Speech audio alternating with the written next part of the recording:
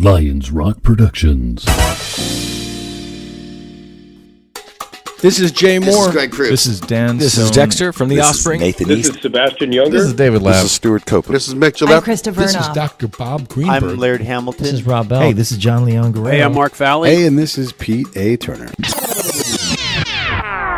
This is Geoffrey D Calhoun on the Break It Down Show with Jon and Pete. And now, the Break It Down Show with John Leon Guerrero, Mark Valley, and Pete A. Turner. I appreciate you both being here with me, celebrating my birthday by having a bunch of shows. I'm going to take a picture and put it on the internet because that's what we do to make things happen. You old-ass bastard. By the way, you both sound angelic, and I mean that in the straightest way that a guy can mean it and wear this tight, shiny T-shirt that I'm wearing. I'm taking that for every way you mean it. I mean it in all those ways. I'm going to make sure I meditate on that when I'm sitting at the Pete and John altar tonight. Okay. Yeah, so seriously, thank you guys. I appreciate you guys doing the birthday thing with me. It's fun. We don't make that big of a deal on my birthday, but it's fun to do what you get to do, and I love to do this stuff, so here we are, and we're doing it. I think that's pretty cool, man. I completely hijacked John into this thing, Jeff, because I had a chance to grab him, and I'm like, well, I'm not, I did one with Mark, with Johnny Mosley, and John got left out on that one. So, John, here's what we're going to do. We're going to, one, support what Jeff does, because that's what we love to do. People have been excited about it, so I want to continue to talk about his craft. We were going to break down Star Wars, which I believe you've seen a little bit. I have. And then beyond that, any more of a schedule than that wouldn't suit the purposes of what we normally do. So, Jeff, you just keep doing incredible things. And, of course, we want to support you because you support us. No shit, we also love people building and creating things. So let me just say you're off to a great start to the year. And anybody who is interested in writing a screenplay needs to at least participate with your new website thing that you're doing with your groups. You can learn a lot there. It's fantastic. Tell us really quick about that. Yeah, so Script Summit is a screenplay contest we started that is part of the Action on Film Fest Mega Fest in Las Vegas. And the Script Summit will be over there coinciding with that festival. We're bringing a bunch of screenwriters together, doing seminars, Q&A, table reads. We're going to have special guest speakers. We're going to have cash prizes for winners. It's going to be insane. But I wanted to push past just having one summit in August. I wanted to have a virtual summit where I can bring screenwriters together that can talk every day and have exposure to each other and network and help each other. So we created the Script Summit Writers Group on the Mighty Network, which is a fantastic app that gives us all kinds of great control in creating really interesting conversations and fun polls. We post gigs on there for writers to go and find gigs. We have fun comments we do about the latest movies and things like that. And then everybody just helps everybody with questions. And I'm on there and so are my script doctors. So, you can have access to us as well, just being part of the community. I want to say something about the screenwriters community because this is something that I don't know that everybody knows. And if there are listeners out there who are closet screenwriters and they're sitting at home in some town that's maybe Los Angeles, but maybe not, maybe 3,000 miles from Los Angeles. Sure. The screenwriting community is a very special creative force, and it's a very supportive creative force. And anybody who has an inkling to tell a story in the screenplay format that doesn't yet have a hand on the community, I would encourage somebody to get to writing and get to sharing. And one of the things that really excites me about what you do is that you've sort of put together a hub for the lovable community of screenwriters, because screenwriters support each other in ways that are, I guess, similar to the way other artists support each other. But I think because screenwriting is such a solitary endeavor, it goes beyond the way, say, two musicians support each other. And being a musician, I love, the support of fellow musicians. But also, having written a screenplay, you enter into a fraternity of people who engage in a solitary endeavor. And there's something very special about the support that you get from people who can commiserate from that solitary endeavor. We, of course, like Pete said, we'd love to support you because you're doing something fun, but I think that there is a soul to the support of the screenwriting community, that you've done something that is unique among community of people who is really very lovable. Well, I really appreciate that.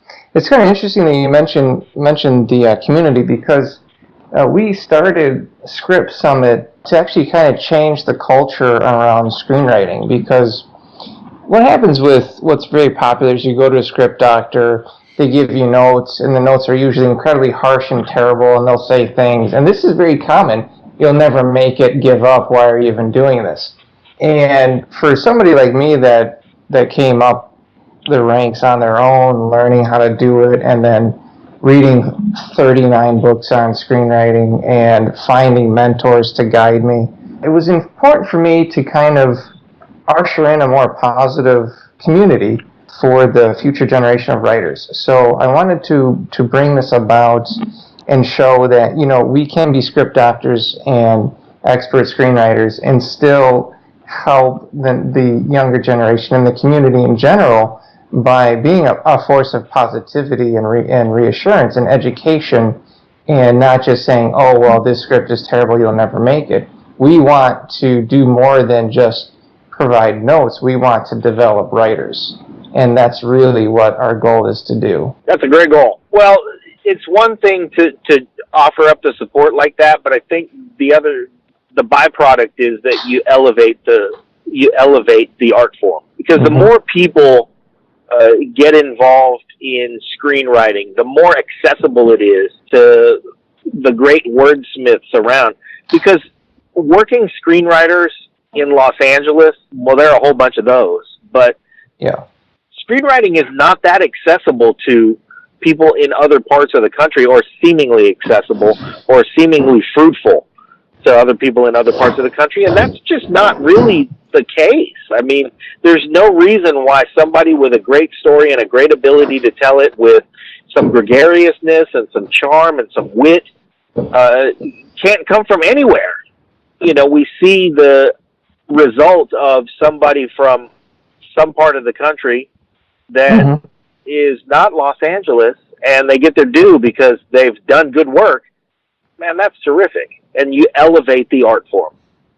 Absolutely. It doesn't have to be a totally exclusive art form. That's true. One of the things you've done with me and trying to help me write this screenplay that I'm doing a terrible job of staying on top of, but you have made the work controllable. I'm not writing. I was literally talking to Mark Valley today about this, and I talked about how you break down. You said you need a step outline. 27 things have to happen in a 3-play movie. Maybe it's a little different, but if you start right there, 9 things have to happen in each act. And these things that have to happen, there are certain things. There must be a turn. There must be an exchange of knowledge. These things are there.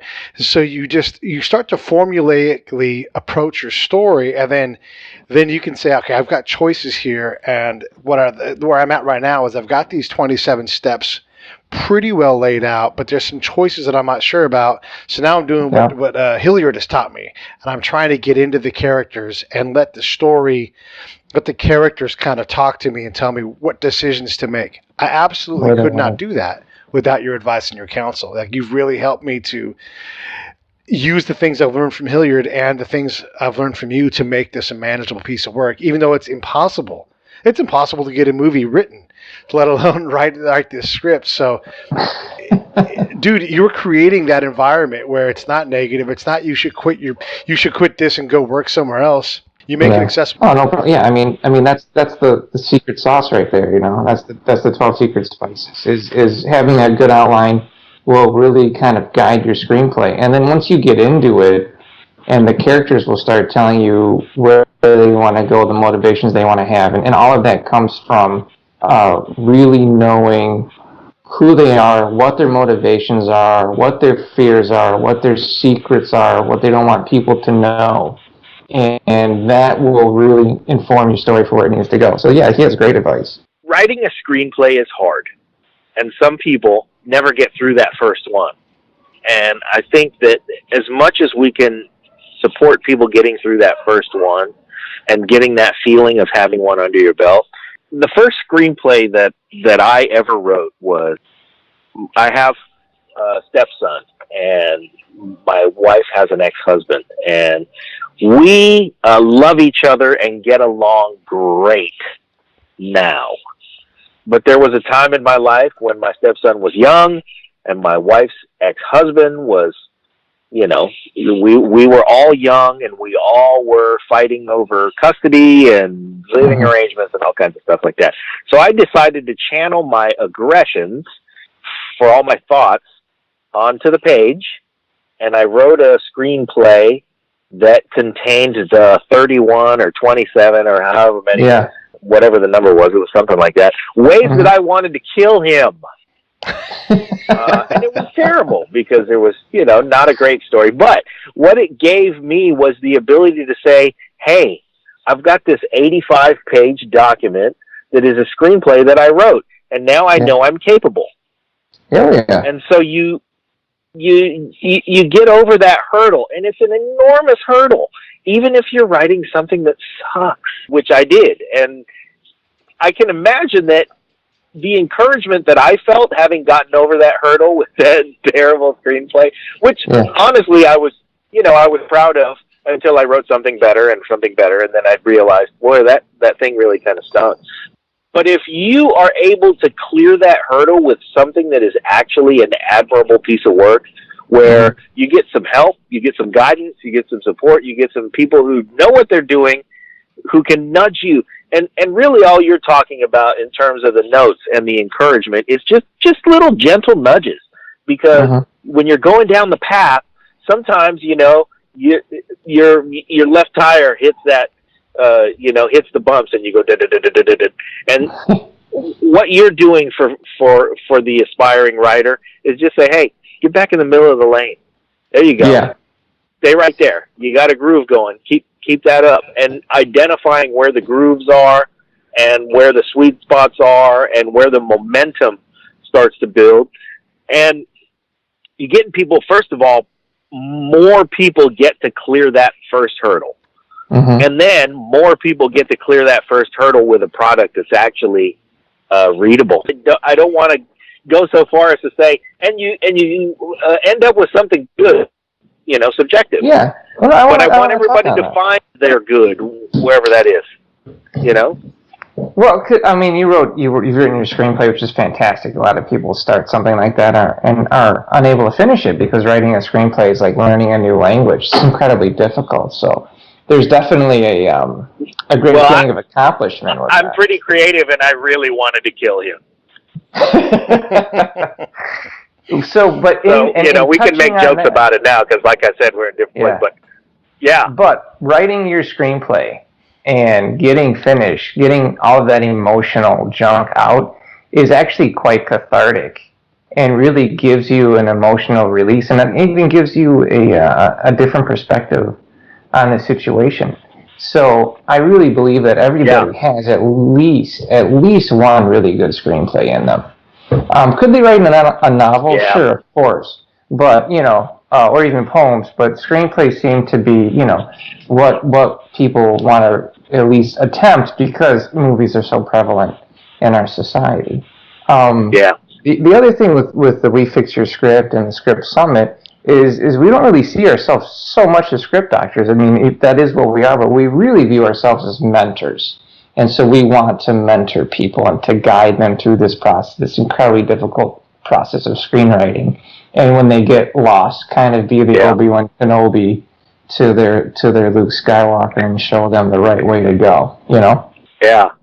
Okay. Well, the other thing is the mentorship is important because if somebody is interested in actually being a working screenwriter or, writing something that actually gets made, the only way to do that is to write a lot. And it comes down to, the fact that Prince had so many albums or Tom Petty had so many albums and they had so many hit records. It's because they churned out for every great song of theirs that we loved, they turned out 200 songs that were either mildly okay or maybe sucked. And so you just have to churn out a volume of product that allows you the opportunity to get good at it.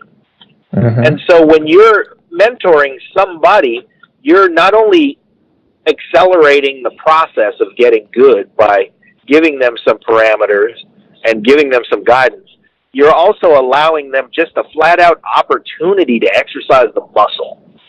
And there's nothing really more important than the ability to exercise the muscle and to do it in a supportive environment. Now, with WeFixYourScript.com, you can do that from anywhere. And so everybody who's sitting in a Starbucks and churning out something, you know, like you said, that's cathartic, there is hope for the result of that thing and hope for the quality of that thing to be better and to be better faster. So why is that important? Because you're going to need 10 of them to get to one good one. It's really interesting. Do you agree? I would agree, and I'd also build on that, because we've had several first-time writers come to us that we've worked with and have now won multiple awards. We just had a client on the first one. Oh yeah, they came to us with some broken scripts that were really had some compelling, interesting, and original material in it. So we worked with them, and I mean this one client we had, she just made it to the semifinals of Cinefest, which is a decent script contest, and then she placed in 2 others. Wow. And I just had another guy win the LA Shorts. So, and he was a first-time writer. So you're absolutely right. It does take a lot of experience and a lot of writing and rewriting. But when people work with us, they get to even capitalize on the knowledge that we have, so they can, like you said, even accelerate their own learning process instead of having to, just like I did, reading 39 books over 10 years period, and just kind of grinding away and figuring out what doesn't work and what does work. We get to actually help them say, hey, don't do this technique.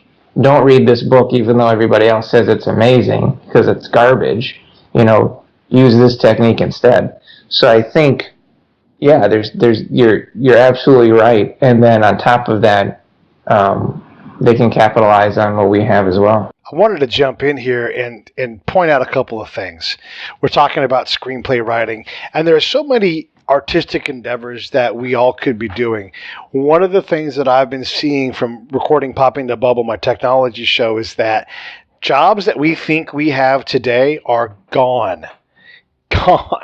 So as the audience is listening, think about what your job is and understand that most everybody around you, their job is going to be something different in 10 years, because what they do right now won't be there. Accountants are going to be largely replaced by smart contracts. All kinds of things. The fishing industry, we learned from Famous Foods, is going to be completely redefined. And there aren't going to be thousands and thousands of professional fishing boats going out dragging lines. It's going to be different. So we're all going to have to do something else. If you have a passion for this kind of thing, whatever it is, you need to start thinking about developing those muscles that Jon was talking about. I drive a race car, and sometimes my left front wheel gets on that rumble strip and it rumbles. But even when I don't do that, I still have to find the fastest way around the track. And that still takes 30, 40, 50, 100 laps before I'm really in the groove and being as fast as a professional. So I can't. And the other thing is, I've learned from talking to a lot of older folks, is they all wish they would have started doing that thing that they loved earlier. My uncle paints at a very, very high level. He said he should have started 20 years earlier. So all of us need to pursue these things. And whether it's screenwriting where Jeff can help you, or it's something else, shoot, let me know what it is. And if you need a resource, I'll find it. Kate from Benicia wants to learn how to play the accordion. Well, Jon and I can find you someone in your hometown that can teach you the accordion, and go do it. I want to change gears, and we've all seen Star Wars, and I thought we might just talk about some of the things that the script does, because there's definitely there's definitely a requirement for that script to do certain things outside of tell the story. I've got to bring in all of these other characters for kind of like shout outs, right? So you have the character, and I can't remember her name, the one with the goggles that they Skyped in with. Chewbacca's got to be there. All these things got to be accounted for, and all of that stuff takes time in the story. What were your thoughts overall of the screenplay as you saw it, as a screenplay fixer-upper guy? What do you think? I kind of feel, as he wrote the screenplay, Rian Johnson was kind of really letting everybody know that, like, this is mine now. And so I think that's kind of what caused a lot of tension with people, is that he was trying to go for something original and different, but in so doing was kind of insulting the fans of the base. There's little things he did to kind of, I don't want to say like a middle finger, but it was almost like, yeah, this is my story. Where when Ray hands the, okay, spoiler alert, everybody, there's going to be lots of those. When Ray hands him the lightsaber, right, everybody going in that film thought that he would flick it on or wave it around and be like, welcome back, old friend. He tosses it over his shoulder. Now, I started laughing in the theater when he did that, not because it was a funny bit, because that's what I would have written in there. If I came in and I wanted to be like, this is my story, nobody's going to tell me how to write it, I'd have had him throw the damn thing out, because he's also saying, guess what, J.J. Abrams, I'm in charge now. And so that takes the movie in a whole different direction that people really didn't expect to happen. And he peppered in things like that throughout the story, just constantly reminding everybody that we're in a whole different show now. Some people welcomed that, other people were very disappointed. Good art divides the audience, right? There you go. That's well said. Would you agree with that statement, Jeff? Oh, absolutely. I think that's a great statement. I loved that, another spoiler alert, but I'm not going to really give it away, but I love that the movie opened with a joke. Yeah.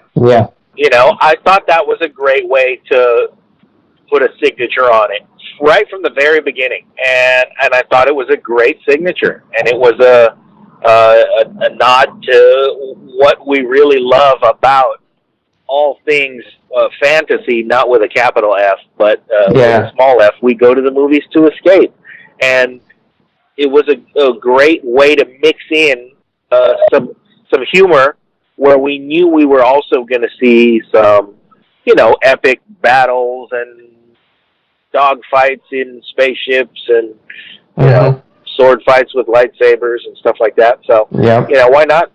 I mean, there's humor peppered in all the Star Wars movies, but to start off with a bit like that, I thought was just terrific. I really enjoyed that. Yeah, that was a good joke. I was shocked that they had it at first, but then I got behind it. Let me ask before we pick this one apart some more. Jeff, what's your favorite Star Wars movie? Well, it's not because of quality-wise, but it's because I had a big moment in the theater when I was a kid. When I was 6 years old, I saw Return of the Jedi, and so that's my favorite. Yeah, I mean, everybody's reason is a little different. Pete, how about you? Do you have a favorite Star Wars movie? I think I like Return of the Jedi the best. I was young enough that the fantasy really worked for me. And I liked Ewoks at that age. I'm like, these Ewoks are cool. Yeah. It hasn't aged well as my favorite, and I do like the first one. I also, you know what? I'm pretty easy to please in a lot of ways, and in other ways, I'm not. So I'll just stick with Return of the Jedi. How about you? Irv Kirchner. I like The Force Awakens. Oh, okay. I liked that there were a variety of new characters, that they were relatable in a lot of ways. I mean, Star Wars, in a lot of ways, I think, is a movie about race.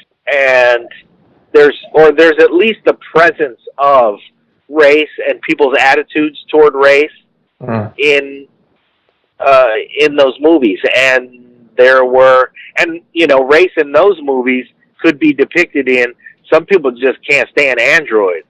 Right. Some people just can't stand, Yeah. So there are a lot of ways to make a statement in those films that I think The Force Awakens had plenty of characters that were relatable for me. And I love Donnie Yen. Yeah, he was awesome. So in the story, there were some things that have caused some people some heartburn. I know that for me, one, it was 2.5 hours long.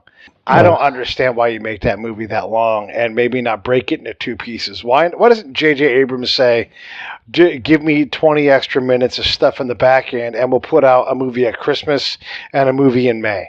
I wouldn't break that movie into two pieces. It had a whole lot of fat that needed to be trimmed. Okay, so you think you just make it leaner? Oh my God, so much leaner. There's entire sequences in that film that don't motivate the story forward whatsoever. It's just eye fluff. Even if that, I mean, you want to talk about like the scene with Ray following Luke around as he's milking aliens and killing fish, and I mean that's like 10 minutes of screen time. It's totally unnecessary. All of that could be cut. And I would have even rewritten that scene completely to reinforce Ray's will, because she just follows him around like a lost puppy, which I kind of thought made the character seem weak and desperate. I would have had her plop outside of his hut and just meditate for a day or two until he finally agreed, to take her in. Because there was an old Buddhist monk story about a student that went to a monastery and wanted to train, and they said no because his ego was too big. They refused him, so he sat outside of the monastery for 3 days straight and meditated in the rain and at night, didn't eat or anything until they finally let him in. I would have used that for the Ray character. I think it would have been far more telling, instead of this whole that's pretty cool. lost puppy thing. Yeah, so I think there's really missed opportunity. And just showing that scene would have only taken like 30 seconds of just cutting through. You could have done fun things with time, showing her laying out there or sitting out there. And instead of this, 10 minutes of following Luke around because we really want to show an animatronic milking breast. I mean, none of that made sense. And that was one of the jokes that was supposed to be funny, but it just came off as forced. So it didn't really play right, and that's why you have people complaining about it. Whereas the humor with Poe Dameron earlier on, where he's waiting on hold for Admiral Hux, is actually quite funny because that's established as his character. It harkens back to Force Awakens, for when he's pulled to his knees in front of Kylo Ren. He says, "Do I talk first? Do you talk? Who talks first? I can't tell who talks first because you got the mask on." That's the character. The character, right? Yeah, the character's snarky like that. So that's why that scene really, really works. And it reestablishes, like, Poe's kind of a witty guy. He's kind of like a little bit like Han. Trying to force bits in, though, with, like, Chewbacca not eating, I can't remember what those, a pork on a stick. That's like a forced comedy. It doesn't work. They needed to stick more truer to, like, the natural type of elements they had for comedy coming from characters. Anyway, I mean, those are just my thoughts. That fat that you're talking about trimming out, you just talked about one little segment, and I get it. Luke is reluctant to do things. He's been burned in the past. He's an angry old man. I totally get it. But you're right. Having Rey follow him around, we're not sure what to do with her character. This episode of the Break It Down Show is brought to you by Lions Rock Productions. That's us. We publish, evaluate, and develop podcasts just like this one, consult others to build their own, and create associated content and content marketing strategies. So if you're launching or expanding your social media presence, your business or your personal brand, or if you just want to take your media presence to the next level, reach out to us on Twitter at Pete A. Turner or at JohnLG69 at the Break It Down Show. There's 1,000 ways to get a hold of us. Now enjoy the show. Also, I'm having a little trouble in terms of the latest movies in the ease with which people acquire the ability at advanced level to use the Force. And while I love having, a little Chinese girl as being a heroine, and like that's fantastic that we're at a point in time where that's possible. But she went from being like a mechanic to this pilot, and she's flying things around. And Yep. Doesn't the scriptwriter, don't they owe us something to stick to canon, or at least if you're going to break canon, don't they have to do something to allow us to have a bit of a bridge there? The problem with her arc is that it's solely tied to Finn. So she doesn't really have her own arc so much. Their whole travel to the casino world and and then trying to blow up the tracking device and all of that stuff, it was designed to foster a connection between the characters and create a romance, because there's no romantic B plot really in the film, except for the Kylo Rey thing, which I think is really, really good because those two characters have such solid chemistry. I love it. But Rey and Finn, there is no chemistry. And throughout the whole story, you never see the chemistry develop. You never see them really like each other. So, and out of the blue, when she kisses him, you're like, what the hell just happened? It's totally taken out of the blue. And you're right, yeah, she was a mechanic, now she's a pilot, now she's shooting. Like, it doesn't work for some reason. And I would have looked at that script and reworked it heavily with their arc and put it, I mean, it could be a casting issue too. Maybe the actors just don't have any chemistry, and so they're having a hard time selling that relationship.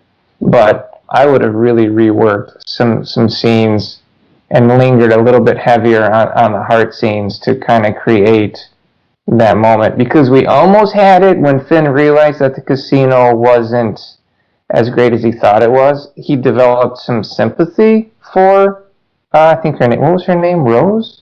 I can't remember. Sympathy isn't the same. Sympathy isn't the same as attraction, and it's not the same as love. It's just a more nurturing form of pity.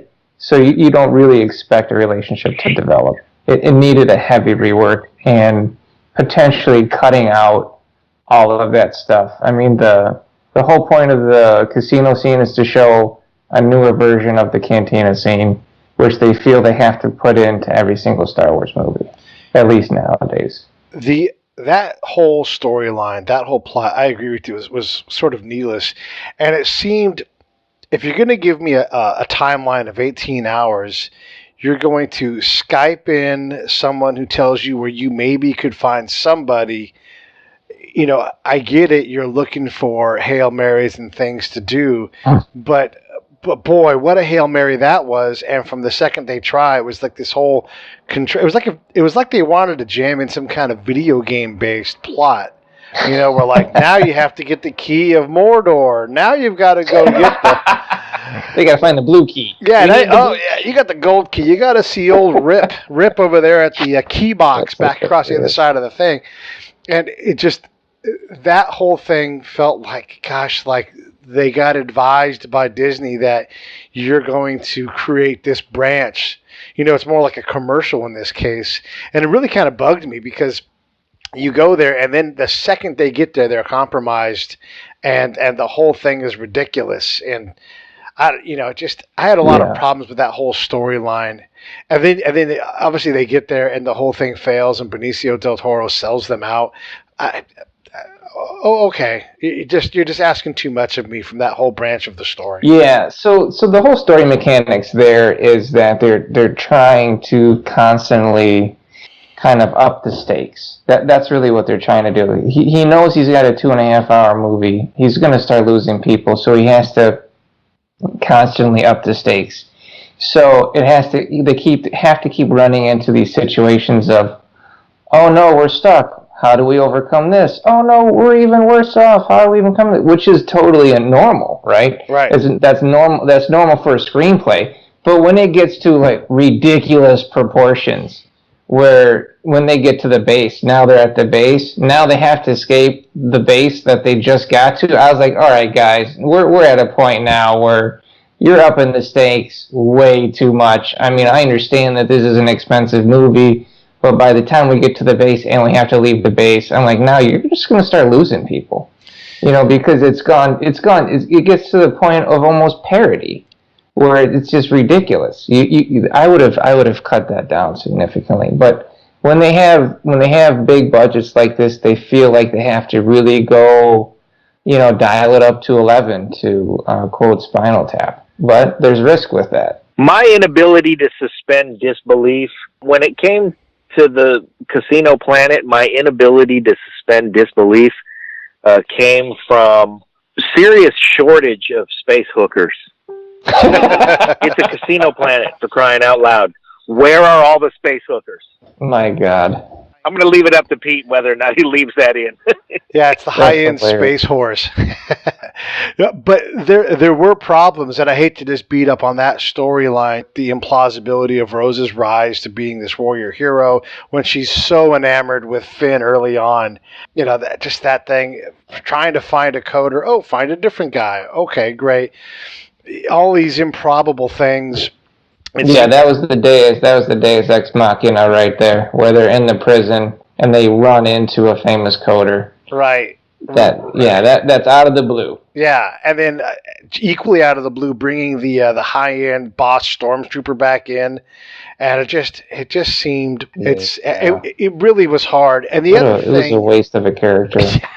Yeah, and I'm totally down with seeing some Chinese girl be a dominant heroine character. Let her be a pilot from the start. Another area where I thought they really missed out was you have this incredible pilot who can go out and wants to fight, and for all intents and purposes, you're doomed. Everybody's going to die. No, we don't want to fight right now. Like, are you kidding me? If the guy wants to go, you've got no plan but to escape to the planet. Either say that to him, we're all going to pop out this way, or let the guy go fight. Yeah. So the Poe insurrection storyline, man, I have issues, because the character, it doesn't feel, I don't know, it doesn't feel right, because the guy is on board with the rebellion. I mean, he was out in the last movie getting the plans to bring back to Leia. He wasn't risking lives. He didn't have a bunch of guys with him. It was just him and his droid.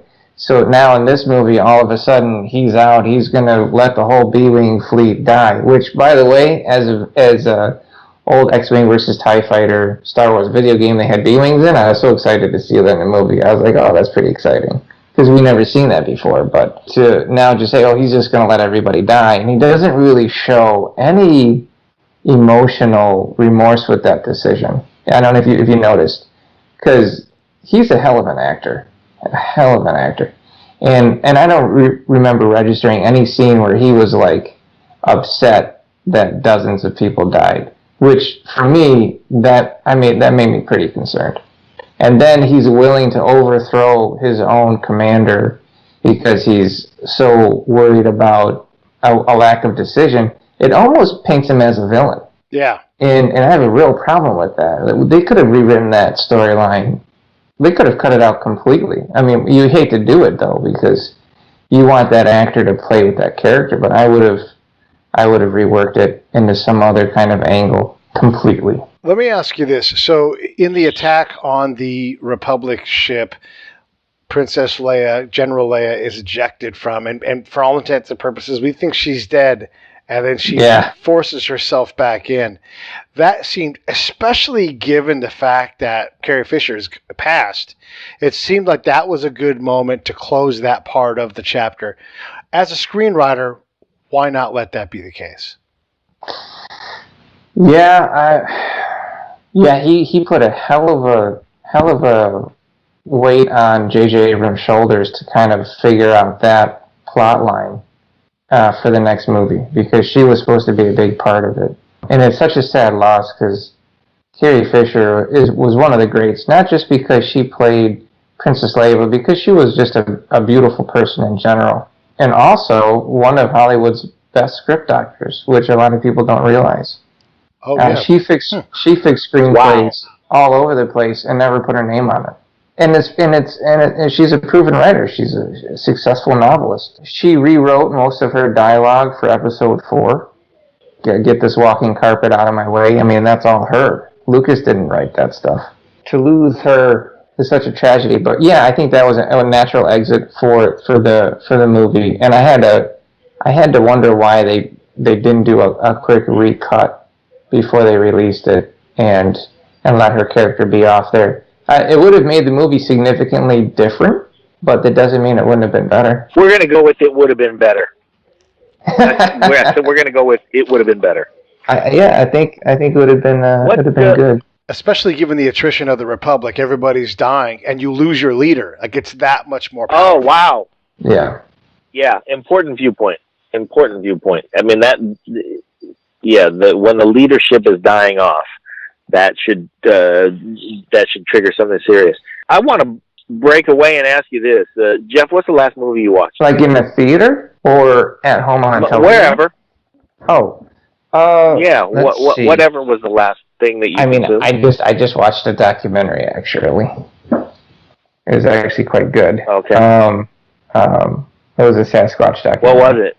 It was the Unwantable Sasquatch. I thought it was really fascinating. I just watched that the other day. As far as TV shows, I just binge watched all of Electric Dreams on Amazon, which was really good.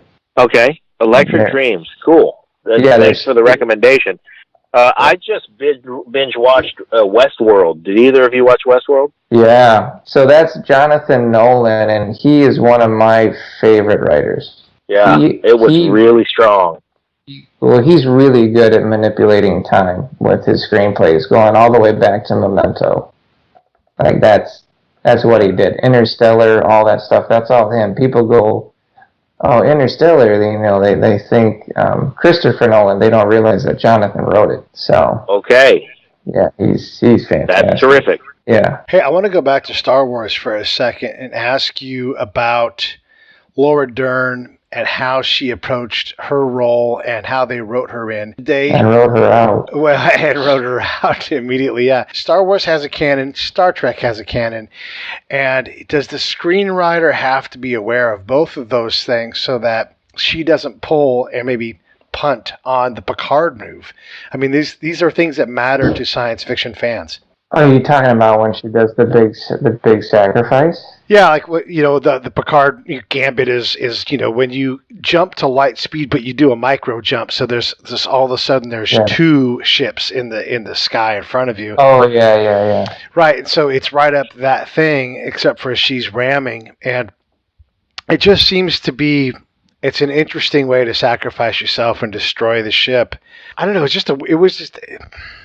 There was a missed opportunity. I mean, if you don't mind if I butt in here, please. That whole situation that ship should have been captained by Leia, and Lauren Holden there should have been a passing of the torch moment there, where Lauren Holden is the new Leia, and Leia takes that ship and she rams those other ships. I mean, that was a passing of the torch moment that got missed up.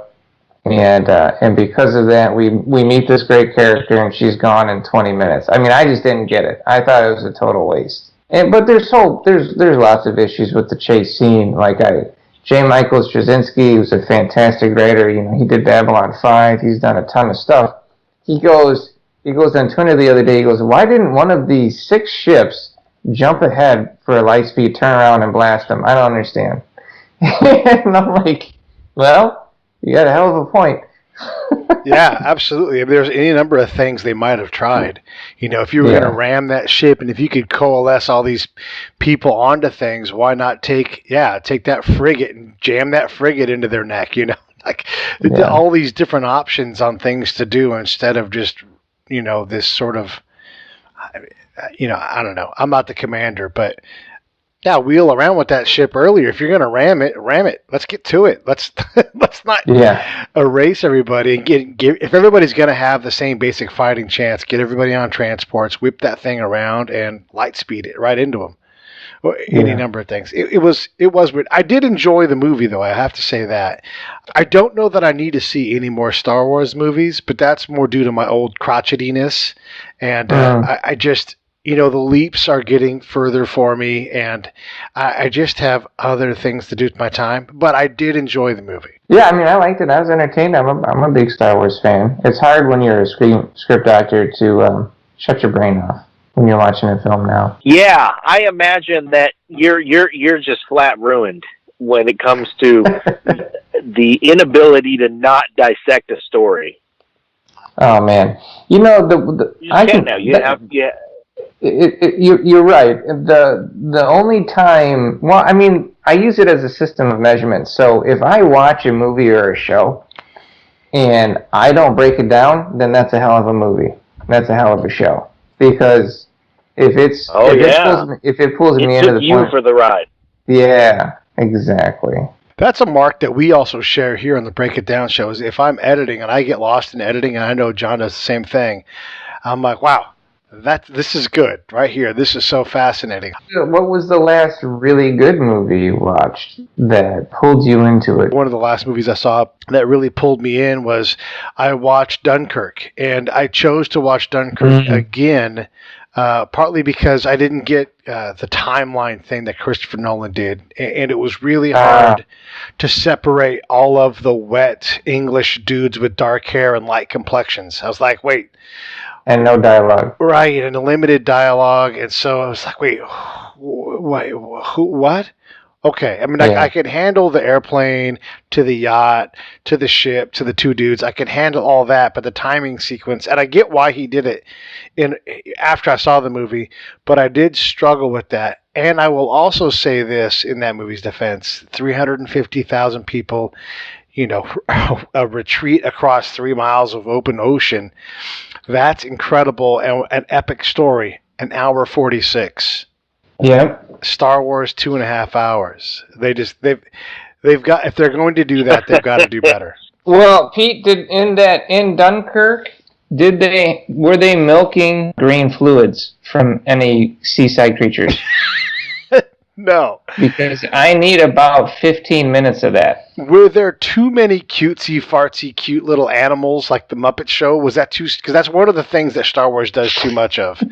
In their goal to make a giant commercial, but I love the little chickens and absolutely the big giant horses that run, and I love the imagination about all the different aliens and stuff. But it just feels like it's a lot. Yeah, a little bit visual overload.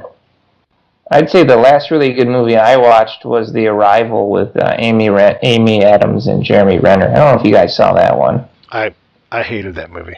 No, but you know what? I Really? will watch it now. Did you hate it? I hated it. I saw it.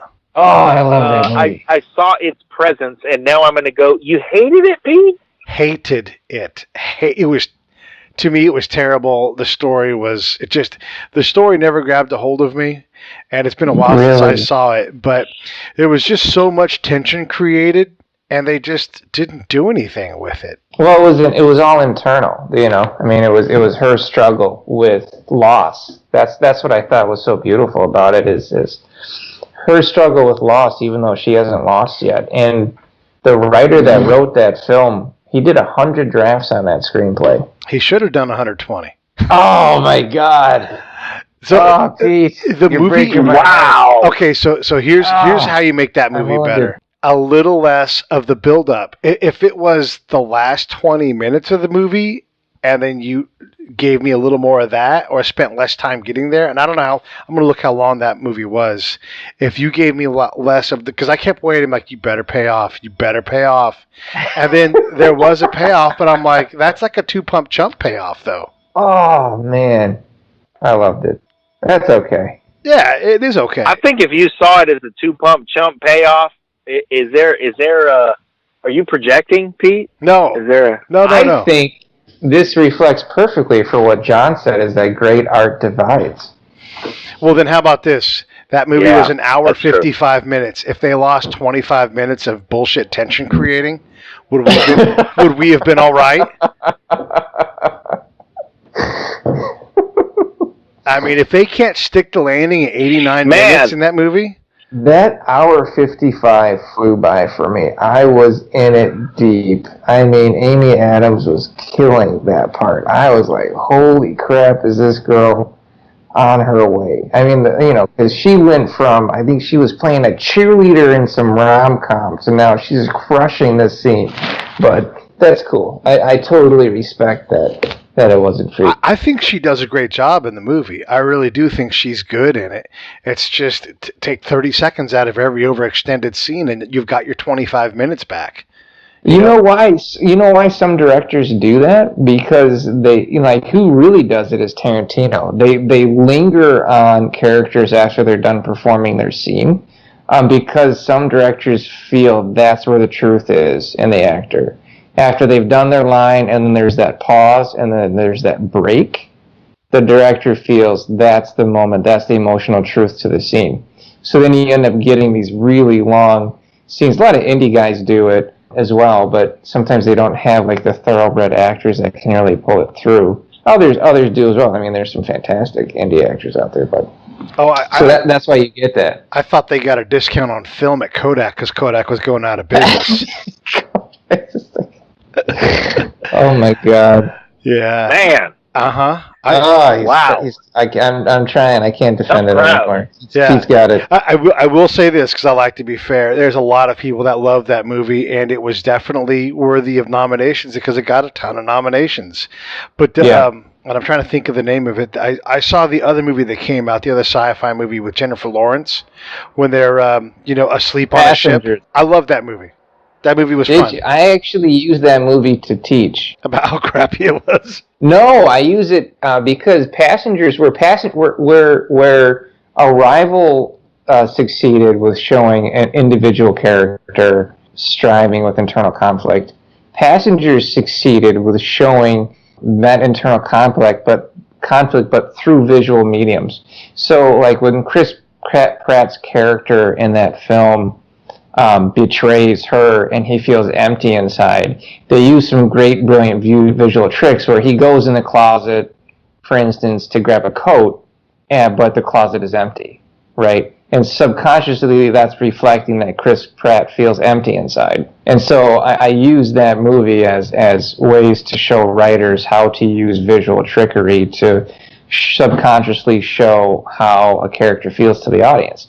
And so Passenger really succeeds with that tool. I mean, it's all over the movie when he's outside walking on the ship because he feels lost and alone. He looks out and he's surrounded by space. It just totally reinforces you've got this lost dude. Just brilliant moments like that in the movie.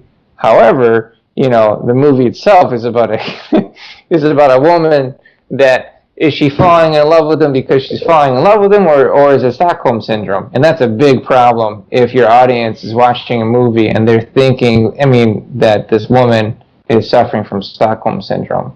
And because of that movie got a lot of flack. Really? Yeah. Wow. He kidnapped her, and then after a while, she kind of broke down and fell in love with him. Well, did she really fall in love with him, or is it just psychological torture that he succeeded at? But it didn't matter.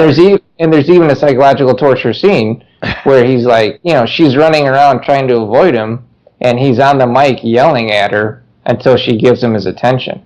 That's not two people coming together. And I get it. I don't think the writer intended to do that, but that is the side effect of the film. Yeah. So, and it does matter. You don't want a happy ending with a woman that falls in love with a guy through Stockholm Syndrome, because that kind of reinforces every lonely dude out there to just start, shackling more people in their houses. She'll love me eventually. She'll love me eventually. So, yes. Yeah. I didn't take that message out of it. I was able to say this is a sci-fi movie. This guy's in an impossible situation where something horrible's happened, and he made a choice that was bad, but not above anybody. Like, I'm going to be stuck on this thing for the rest of my life. Here's what I'm going to do. I'm going to make the best of it. I think it's a good movie. I think it's a good movie, and I think it's worth talking about. But romanticizing the plot is kind of where I have an issue with What if Jennifer Lawrence's character wakes up first and she wakes up Chris Pratt? I think that's a whole interesting situation. Yeah, I would actually be more interested in watching that. Yeah. They had to cast Chris Pratt in that role because he's so charming.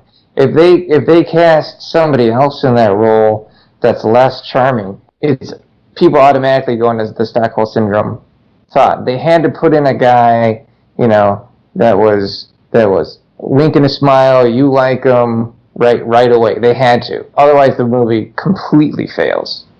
So think about that. Is it Stockholm Syndrome if Jennifer Lawrence wakes up first, though? Does that happen, do you think? I have no idea. I want to see that movie, and I want to see that movie from that angle. Because Nancy Sinatra went to her dad and said, "You're not allowed to sing 'These Boots Are Made for Walking.'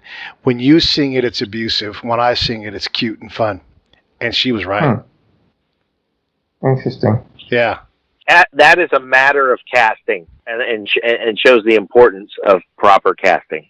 Yeah. How would you have done that, John? How would you have played it? It boils down to some characters can pull off certain things and rope us in ways that other characters just cannot. And all of those choices are important. And all of those choices have the potential to divide. And that's why we love movies so much. Absolutely. Like, if you put Mickey Rourke instead of Chris Pratt on Passengers, you're not going to get the same film. Yeah, you already did that in 9.5 weeks. It was awesome. Right. Hey, I want to ask you again about Star Wars. One more thing I thought of, too. When you start to break canon, like making Jedis be able to astral project themselves to somewhere else, don't you have to account for that? Because why didn't the old guys do that? Yoda's super powerful. Yeah. So they can do it in the expanded universe canon. There's entire books about people being able to do that. But within the films themselves, they get away with it because there's a little foreshadowing for that moment. So Kylo says to Rey, "You're not the one force connecting us because it would kill you." So that's the writer saying, "Hey, guess what, guys? This takes a lot of effort." So then when we see Luke have his Jedi heart attack, we understand why, even though it's so frustrating to see that happen. It's just, I respect Rian Johnson. The guy's, he's a professional. He's made it, but I don't feel that was the right choice to have that. I really feel Luke should have had that mentor moment where he's passing the baton. Yes. For Rey, like Obi-Wan did for Luke. And if we had that moment, I think the entire movie, all of the frustrating subplots would have all been forgiven. But instead, we have an astral projection of Luke playing coy with Kylo and then having a stroke on a mountaintop and dying. As visually beautiful as he was disappearing and the cape floating away. Visually it was beautiful, but that was a tragic end for that character, that he didn't get to have a proper goodbye for. It doesn't give the audience closure, basically. This is a character we followed since he was a young pipsqueak moisture farmer that wanted to be a pilot for the Imperial. And we followed him through the hero's journey, basically, verbatim, where he became the master. And then just to have him peace out like that in a very meek sort of way is disrespectful to the journey that the character's been on. And it bites the audience wrong. I would have had him be on the planet doing the battle and all that shit, and then he gets killed. He gives up his life for them to escape. There's the connection between him and Rey. She feels the moment, and then he's dead and gone. That was the way to play it. I don't think he played it that way because he was feeling pressured to be original, and that's fine, be original, but it's okay to still use tropes in the traditional way when it works for the story, even if people see it coming, because it's the build up of the tension that is important, not necessarily the moment itself. And so building up to the moment of, okay, Luke is going to die now, people would have been on their fucking seats, just on the edge, waiting for that moment where he has his Obi-Wan goodbye. But instead, we get a wink and a smile, and then he dies, and it doesn't work. Also, too, there's a little bit of story problem with Leia dying outside of the craft. He doesn't seem to respond to that. And it just, I just wish they would have made some different choices.